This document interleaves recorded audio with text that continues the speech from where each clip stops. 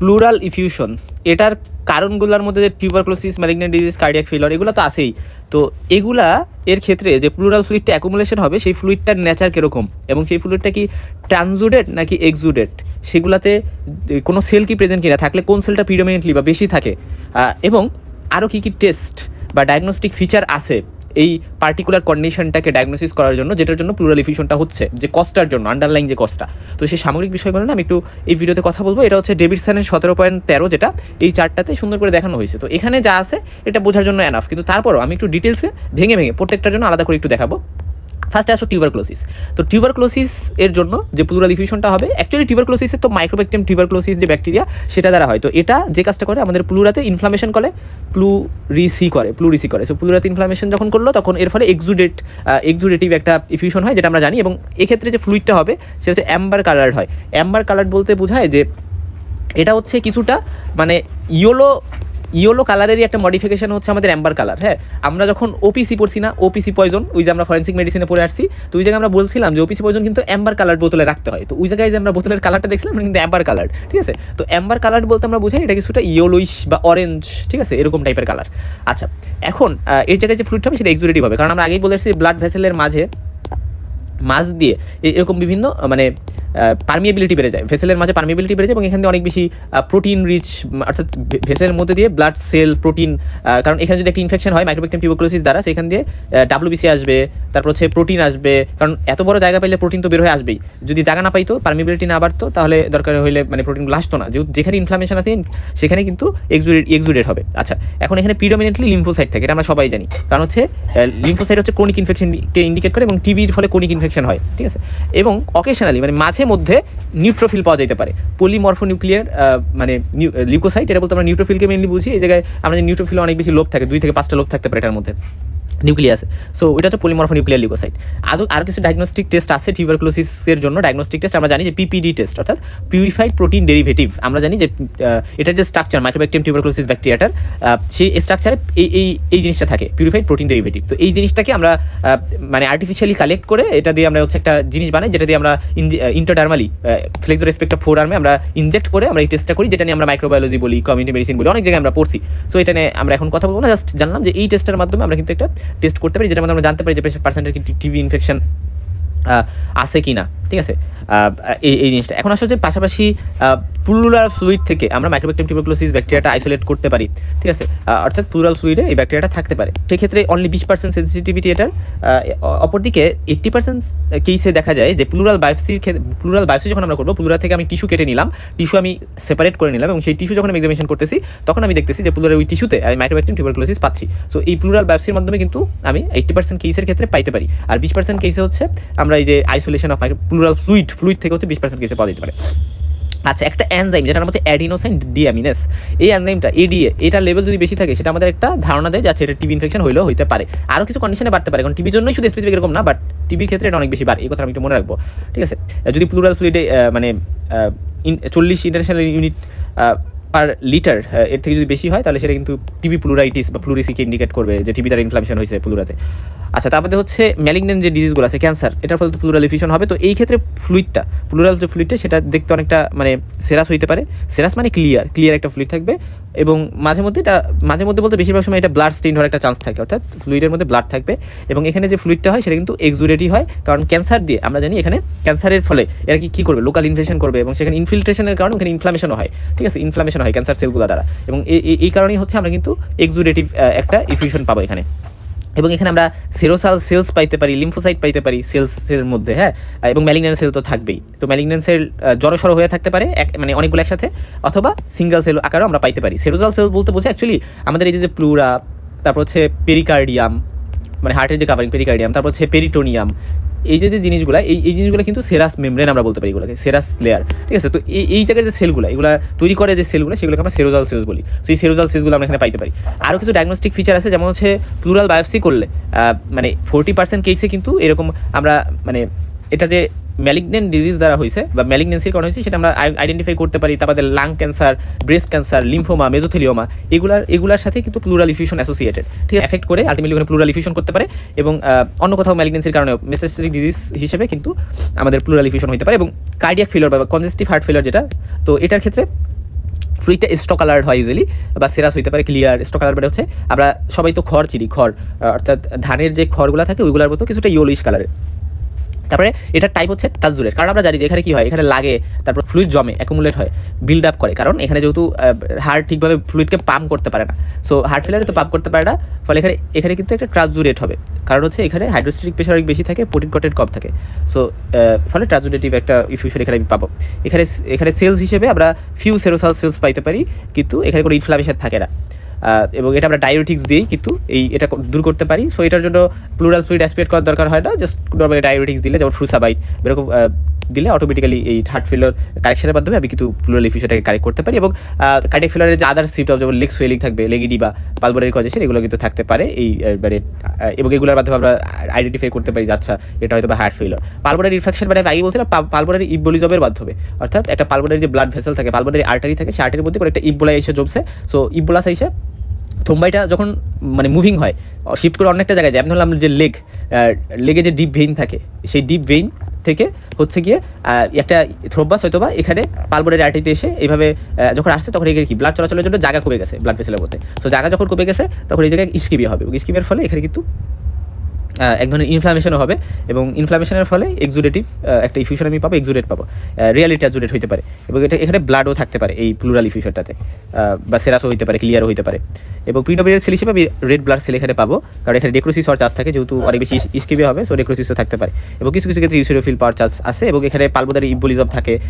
So এখানে কিন্তু যেটা হয় যে মানে ডিপ ভেইন থ্রোম্বোসিসের ফলেই পরবর্তীতে দেখা যায় যে ওইখান থেকে থ্রোম্বাসটা পরবর্তীতে ইম্বোলাই হয়ে এটা পালমোনারি ইম্বোলিজম করতে পারে, এবং স্পেশালি রিসেন্ট সার্জারি যাদের হয়েছে, যাদের ক্যান্সার আছে, ইম্মোবিলিটি আছে, অনেকদিন ধরে মুভ করে না, চলাচল করে না, তাদের ক্ষেত্রে কিন্তু এই রিস্ক ফ্যাক্টর হিসেবে এটা হওয়ার চান্স বেশি। এবং রিভার্টার ডিজিজ বলতে বোঝাচ্ছে রিভার্টার আর্থ্রাইটিস স্পেশালি, সো এই সকল ক্ষেত্রে সেরাস হইতে পারে ফ্লুইডটা প্লুরাল ইফিউশনের, অথবা টার্বিড বা ক্লাউডি হইতে পারে যদি ক্রনিক ক্ষেত্র হয়, এবং এখানে এক্সুডেটিভ ফ্লুইড পাওয়া যাবে, কারণ ক্রনিক ইনফ্লামেশন হয় কিন্তু রিভার্টার আর্থ্রাইটিস বলি বা রিভার্টার ডিজিজ বলি, এখানে প্রোটিন কন্টেন্ট বেশি থাকবে, এবং প্রিনোভিয়ার সেল হিসেবে আমরা লিম্ফোসাইট পাবো, অকেশনালি আমরা নিউট্রোফিল পাইতে পারি, এবং রিভার্টার আর্থ্রাইটিস সাধারণত থাকে এই সকল পেশেন্টদের, এবং রিভার্টার ফ্যাক্টর থাকতে পারে, আমরা টেস্ট করে দেখবো। রিভার্টার ফ্যাক্টর মানে ওই যে বলছিলাম না যে IgG, এই অ্যান্টিবডিটার বিরুদ্ধে, এটাও আমার বডির নর্মাল অ্যান্টিবডি, এটার বিরুদ্ধে আমাদের বডিতে IgF তৈরি হয়, সো এটাকে অ্যান্টিজেন হিসেবে ধরে এটার বডি এটার বিরুদ্ধে একটা IgF তৈরি করছে, এটার দরকার ছিল না, IgGটাকে ডিস্ট্রাক্ট করার জন্য IgG যে FC পোর্শন আছে এটার বিরুদ্ধে IgF একটা অ্যান্টিবডি কিন্তু তৈরি করে, সো এর ফলে কি হয়, IgGটা ডিস্ট্রাক্ট হয়, ধ্বংসপ্রাপ্ত হয়, এবং এইভাবেই রিভার্টার আর্থ্রাইটিস ডিজিজটা কিন্তু হয়।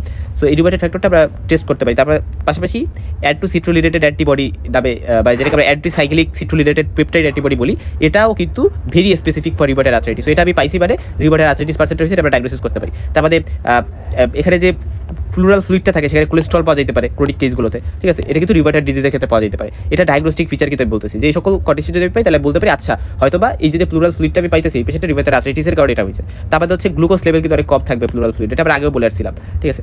এখন হচ্ছে সিস্টেমিক লুপাস এরিথ্রোপেটোসাস বা SLE, এটা একটা অটোইমিউন ডিজিজ, এটার ক্ষেত্রে ডিএনএ এর বিরুদ্ধে অ্যান্টিবডি তৈরি হয়, ফলে আমি এখানে অ্যান্টি-ডিএনএ অ্যান্টিবডি পাবো, তারপরে নিউক্লিয়ার অ্যান্টিবডিও পাওয়া যায়, যেটাকে আমরা ANA বলি, অ্যান্টি নিউক্লিয়ার অ্যান্টিবডি পাবো। সো এইগুলা অটো অ্যান্টিবডি যেগুলো তৈরি হয় কিন্তু নিজের বডিরই এই ডিএনএ নিউক্লিয়াস এগুলোকে ড্যামেজ করতেছে। তারপরে স্কিন র্যাশ থাকে SLE-তে, জয়েন্ট পেইন থাকে, বাটারফ্লাই শেপ র্যাশ থাকে ফিমেলদের স্পেশালি, এবং কিডনি ইনভলভমেন্ট থাকতে পারে, এবং এখানে সেল হিসেবে আমি লিম্ফোসাইট, সেরোজাল সেলস এগুলো পাইতে পারি, প্রিডোমিনেন্ট সেল বা বেজর সেলস হিসেবে এই ফ্লুইডের মধ্যে, ঠিক আছে। এবং এখানেও ইনফ্লামেশন থাকবে, যেহেতু ইমিউন মিডিয়েটেড ইনফ্লামেশন এক্ষেত্রে হয়, এবং এক্সুডেট যেখানে ইনফ্লামেশন সেখানে এক্সুডেট। ট্রান্সুডেট শুধু হাইড্রোস্ট্যাটিক প্রেশার অথবা কলোনোস্কোপিক প্রেশার যদি হাইড্রোস্ট্যাটিক প্রেশার যদি বেড়ে যায় আর কলোনোস্কোপিক প্রেশার যদি কমে যায়, এই দুই ক্ষেত্রেই হচ্ছে কেবল আমি ট্রান্সুডেট টাইপ অফ মানে প্লুরাল ইফিউশন পাবো। এবং এখানে অ্যাপ্রেসটা সেরাস হয়, ক্লিয়ার হয়, ইউজুয়ালি মাঝে মধ্যে ক্লাউডি হইলেও হইতে পারে, বাট নর্মালি ক্লিয়ার একটা ফ্লুইড আমি পাবো প্লুরাল ইফিউশনে। প্যানক্রিয়াটাইটিসের ক্ষেত্রে লেফট সাইডে প্লুরাল ইফিউশন হয়, লেফট সাইডে এক সাইডেই হয়, ইউনিল্যাটারাল, এবং এক্ষেত্রে মনে রাখবো এখানে সেরাস বা ব্লাড স্ট্রিট হইতে পারে, এবং এখানে ইনফ্লামেশন হয়, আমি তো প্যানক্রিয়াটাইটিস, সো ইনফ্লামেশন তো থাকবে, এবং ইনফ্লামেশন যেখানে আছে সেখানে কী হবে, exudate type of pleural effusion, এবং এখানে কোনো স্পেসিফিক প্রিডোমিনেন্ট সেলস কিন্তু থাকে না, এবং এখানে অ্যাবাইলেস লেভেলটা অনেক হাই পাবো, এটাই একমাত্র খুবই কিন্তু ইন্ডিকেটিভ একটা বিষয়, এবং সেরামের থেকেও বেশি অ্যাবাইলেস লেভেল আমি এখানে পাবো, এবং লেফট সাইডের প্লুরাল ইফিউশনের ক্ষেত্রে হয় অবস্ট্রাকটিভ থোরাসিক ডাক্ট, এবং এটা মানে বুঝতে পারতেছি যেখানে মানে প্লুরাল যে ক্যাভিটি সেখানে হচ্ছে কাইল জমবে, কাইল অর্থাৎ লিম্ফেটিক যে ফ্লুইড সেটা জমবে, এবং এখানে বিলকি একটা অ্যাপারেন্স থাকবে, অর্থাৎ ফ্লুইডটা বিল্ক হবে, দুধের মতো হবে, এবং এখানে অনেক বেশি ফ্যাট থাকবে, এবং এখানে কি আমি কোনো প্রিডোমিনেন্ট সেল পাবো না, এখানে মেনলি আমি প্রিডোমিনেন্ট সেল পাবো না, বাট এখানে কাইলোমাইক্রন ফ্যাট পার্টিকেলস এগুলো পাওয়া যেতে পারে প্লুরাল ফ্লুইডে, এবং পাশাপাশি এটা ট্রমার কারণে, ম্যালিগনেন্সির কারণে লিম্ফোমা, এরকম বিভিন্ন কন্ডিশনেও কিন্তু এই কাইল জমতে পারে, হ্যাঁ, প্লুরাল স্পেসে। আচ্ছা, এটা কিন্তু এক্সুডেটর না ট্রান্সুডেটর না, এটাকে আমরা কাইলাস ইফিউশন বলতে পারি। এটা অবস্ট্রাকশনের কারণে হয়েছে।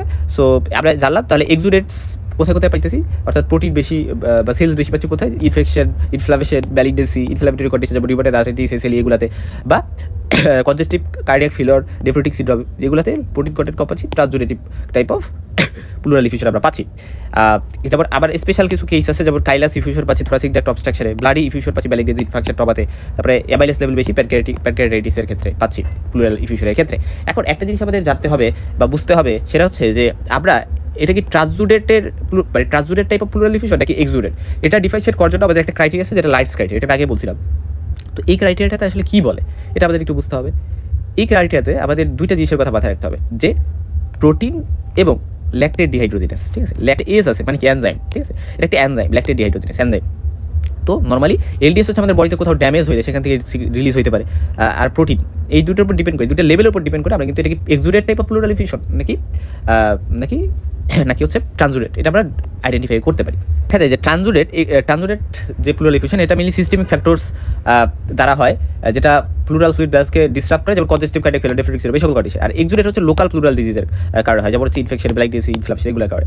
এবং এর ট্রিটমেন্ট স্ট্র্যাটেজি ডিফার করে, যেমন এক্সুডেট এটা যদি ইনফেকশনের কারণে হয় তাহলে এখানে আবার অ্যান্টিবায়োটিক দিতে হবে, ঠিক আছে, এটা একটা বিষয়, ঠিক আছে। আবার যেমন আমি এখানে কনজেস্টিভ কার্ডিয়াক ফেলিওর ডায়াবেটিক্স দিই। সো ট্রিটমেন্ট প্ল্যানের জন্য আবার কিন্তু এই দুটো ডিফারেন্সিয়েট করা ইম্পর্টেন্ট, ঠিক আছে, এই জিনিসটা মাথায় রাখতে হবে। এখন তাহলে কিসের জন্য ইম্পর্টেন্ট, এটা আমাদের ক্লিনিক্যাল ডিসিশন মেকিং এবং ম্যানেজমেন্ট এই দুটোর জন্য খুব important lights criteria. So lights criteria কি, এটা অর্থাৎ ডেভিড সাহেবের 17.14 যে মানে চারটা আছে, এখানে কিন্তু খুব সুন্দর করে দেওয়া আছে। দেখো এখানে কী বলা হয়েছে, যে exudate is likely if one or more of the following criteria meet, অর্থাৎ এই ক্রাইটেরিয়া তিনটার মধ্যে যদি একটা অথবা একাধিক ক্রাইটেরিয়া যদি মিট করা হয়, ফলো হয়, তাহলে সেটা ইন্ডিকেট করে যাচ্ছে এটা হচ্ছে exudate type of pleural effusion, ঠিক আছে। তো এটা কী ক্রাইটেরিয়াটা সেটা বোঝার জন্য আমরা একটু এখানে চলে যাচ্ছি, ঠিক আছে। ফার্স্ট এই ক্রাইটেরিয়াটা হচ্ছে এই যে প্লুরাল ফ্লুইড আর হচ্ছে সেরাম প্রোটিন, অর্থাৎ প্লুরাল ফ্লুইডের মধ্যে যে প্রোটিনটা আছে সেটা আর সেরাম প্রোটিন এদের যে রেশিও সেটা 0.5-এর থেকে বেশি, এটা হচ্ছে ফার্স্ট ক্রাইটেরিয়া। এটা যদি মিট হয় তাহলে এটা একটা বিষয়, যে এটা মিট হইলো, একটা ক্রাইটেরিয়া মিট হইলো, তার মানে এটা এক্সুডেট টাইপ।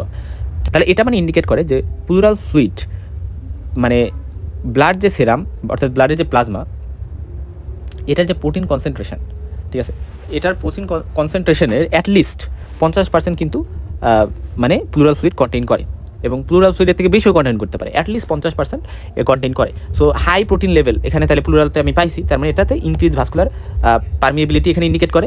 সো এটা ইনফ্লামেশন, ম্যালিগনেন্সি এগুলোকে ইন্ডিকেট করে। So infection, cancer, autoimmune disease এগুলোকে ইন্ডিকেট করতে পারে। তার মানে কি exudative type of pleural effusion এখানে আমি বুঝতেছি। আর তারপরে হচ্ছে প্লুরাল ফ্লুইড এলডিএস যে লেভেল আর সেরাম যে এলডিএস লেভেল, এই দুইটার যে রেশিও যদি আমি করি তাহলে 0.6-এর থেকে বেশি হবে। তাহলে আমরা জানি যে ল্যাকটেড ডিহাইড্রোজিনেস, তাহলে বোঝানো হচ্ছে যে ল্যাকটেড ডিহাইড্রোজিনের যে লেভেল সেটা কিন্তু প্লুরাল ফ্লুইডে অনেক বেশি, এবং এটা সাধারণত টিস্যু ড্যামেজ, ইনফ্লামেশন এগুলোকে ইন্ডিকেট করে, এবং এগুলো ইন্ডিকেট করতেছে, যেটার মাধ্যমে এক্সুডেট টাইপ অফ প্লুরাল ইফিউশনকে এখানে বোঝানো হচ্ছে। নিউমোনিয়া, টিবি, পালমোনারি ইম্বলিজম এই সকল কন্ডিশন এলডিএস ইনক্রিজ হতে পারে, এবং এটা ইনফেকশন রিলেটেড এক্সুডেটের সাথে বিনাইন ট্রান্সুডেটকে ডিফারেন্সিয়েট করতে কিন্তু এটা হেল্প করে। এখন আসে থাকে যে প্লুরাল ফ্লুইডের যে এলডিএস লেভেল সেটা যদি মানে নর্মাল যে সেরাম বা প্লাজমা যে এলডিএস লেভেল সেটার মানে আপার লিমিটেড 2/3 যদি বেশি হয়। আচ্ছা, এটা অনেকটা কনফিউজিং, আমি একটু সংক্ষেপে বলি। ধরো নর্মাল যে সেরাম, সেই সেরামের যে এলডিএস লেভেল সেটা আমি ধরলাম 250 ইন্টারন্যাশনাল ইউনিট পার লিটার। তো এটা নর্মাল। এখন এটার 2/3 মানে এটা হচ্ছে মানে নর্মাল না, মানে বিষয়টা এরকম যে নর্মালের তো একটা রেঞ্জ আছে, তো সেই রেঞ্জের যে আপার লিমিটটা সেটা 250, ঠিক আছে। ফর এক্সাম্পল রেঞ্জটা হচ্ছে 200 থেকে 250 ফর এক্সাম্পল, তাহলে আপার লিমিটটা তো 250, এটা নর্মালি, বাট আপার লিমিটটা 250-এর থেকে বেশি হয়ে গেলে সেটার আপার লিমিট নেই, সেটা মানে বেশি হয়ে গেছে অনেক। তো মানে নর্মালের যে আপার লিমিটটা 250, এটা যদি নর্মাল আপার লিমিট হয় তাহলে এটার সাথে আমি 2/3 এটা হচ্ছে যদি গুণ দিই তাহলে আমি যে ভ্যালুটা পাবো সেই ভ্যালুটা হচ্ছে এই পোর্শনটা, ঠিক আছে। তাহলে এটার থেকে যদি বেশি হয় প্লুরাল ফ্লুইডের এলডিএইচ, ঠিক আছে, এলডিএস লেভেল, তাহলে এটা বোঝায় যে প্লুরাল ফ্লুইডে যে এলডিএস সেটা সিগনিফিক্যান্টলি এলিভেটেড, অর্থাৎ অনেক বেশি বাড়ছে। তাহলে এটা ইনফ্ল্যামেটরি অথবা ইনফেকশিয়াস প্রসেসকে ইন্ডিকেট করে, অবশ্যই তাহলে এক্সুডেটকে ইন্ডিকেট করবে। তাহলে আলটিমেটলি এই তিনটা ক্রাইটেরিয়া একটা বা একটার বেশি হতে পারে, দুইটা হতে পারে, তিনটা যদি মিট হয় তাহলে আলটিমেটলি ওই প্লুরাল ফ্লুইডটা হচ্ছে আমি বলবো যেটা exudate type of plural fluid, exudate অর্থাৎ ওখানে অনেক বেশি প্রোটিন আছে, ওখানে অনেক বেশি